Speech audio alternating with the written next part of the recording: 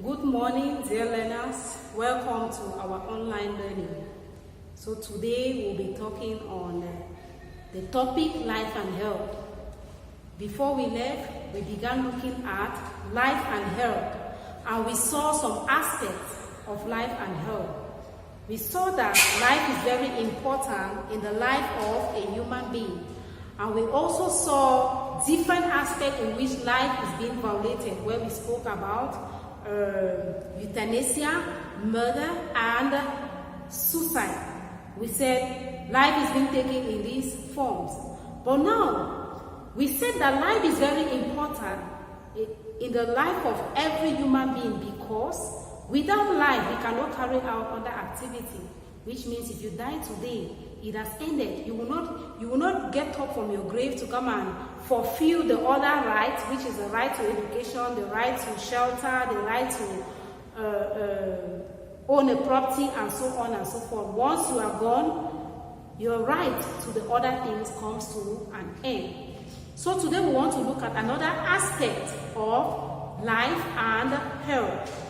And our lesson of today will be based on the risk of life.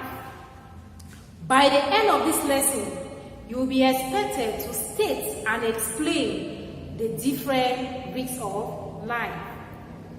To begin, we are going to look at an introduction which is based on the risks of life. Introduction. What is risk? Risk is a situation that exposes one to danger. I take it over again. Risk is a situation that exposes one to danger. It is a chance or probability that a person will be harmed. The different risks of life. The different risks of life involve, we have three aspects that portray the different risks of life. The first, we have mutilation. The second, we have organ transplant. And the third, we have sterilization and castration. So we are going to begin with mutilation. What is mutilation? The principle that guides this action is the principle of totality. Therefore, mutilation is guided by a principle, and the principle is known as the principle of totality. Mutilation is the act in which some part of the body is severely damaged, either in an accident or through physical attack. When we talk about physical attack, we look at aspect of robbery. The principle of totality, also known as the principle of the part for a whole, demands that one's life and body is preserved. So this principle demands that our life should be preserved, as well as our body should be intact. Nobody should tamper with it. So this principle guides surgery and surgeon. Whenever they want to carry out any work of operation, this principle guides them on what has to be done. It guides them on the fact that life is important, life should be preserved, and the body also should be preserved. Mutilation leads to amputation. And take note, it is not in all cases. In some cases where it is severely damaged, that is when amputation can take place. What then is amputation? Amputation is a situation in which someone's arm or leg is cut off entirely or partly in an operation because it is badly damaged. So when it is badly damaged, they cut it off completely, or they cut the part of it so that it will not affect the other part of the body. That is the essence of amputation. While mutilation endangers life, amputation comes to save life. When you look at the two aspects, mutilation is damages on the body. Amputation comes in to cut off the damaged part so that the whole body will not be affected. So that is why we said mutilation endangers and Amputation comes to save life. A good example of mutilation is the female genital mutilation. This one is a situation that occurs in some traditions where young adolescent girls will have their genital cut off, their clitoris cut off, because of the fact that they want to preserve these young ones from entering into sexual relationship at a very tender age. All of us know that in this class we are too young. We are too young. Naomi, you are a young girl. Abriana, you are young. Evina, young. And also Elsa. So when we look at our ages at this time, we discover that we are not permitted to enter into sexual relationship. But for the fact that our society has gone a way where young people find themselves involving in sexual activity when it is not yet signed, that is why in some traditions they have decided to carry out genital mutilation in order to stop these young ones from entering into sexual relationship before the due time. However, we should take note of the fact that mutilation has effects on the human body and so should not be practiced. One of the effects of mutilation is it leads to severe bleeding, which can cause anemia and even death. Secondly, it may lead to infection, especially if the object is not sterilized. Third, the victim is subjected to senseless pain. So, when you look at the effect of mutilation, you discover that mutilation is a risk to life and so should not be practiced. The second risk of life is organ transplant. What is organ transplant? This refers to the transfer of one part of the body from a person or animal to another. The different types include, we have autograft, heterograft, and homograft. The first, which is autograft. Autograft refers to the transfer of organ from one part of the body to another part of the same body, which can be you remove a part from the leg and brings to the hand, or from the back and you brings to, maybe you remove from the breast, brings to the buttocks, and so on and so forth. So it should be on the same body. The second is heterograft. It refers to transferring an organ from an animal to a human being. So you take from an animal and brings to a human being. At times people go for eyes. When those whose eyes are severely damaged, they go for the eye maybe of a goat and other animals. The next we have homograft. Homograft refers to transfer of organ from a human being to another human being.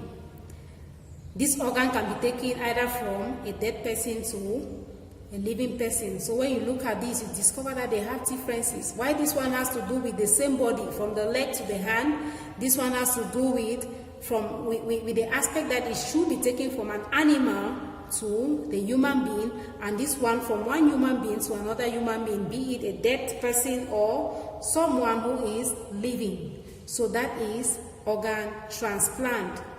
The next we want to talk about is sterilization and castration. Sterilization refers to any mutilation procedure which deprive a man or a woman's procreation. It deprives them from procreating, that is, from multiplying. Remember the Bible talks about procreation. So if the Bible talks about procreation, fill the earth, and we are carrying out this aspect that stop a man or a woman from procreating, it means it is against the Bible, so it should not be carried out. Okay.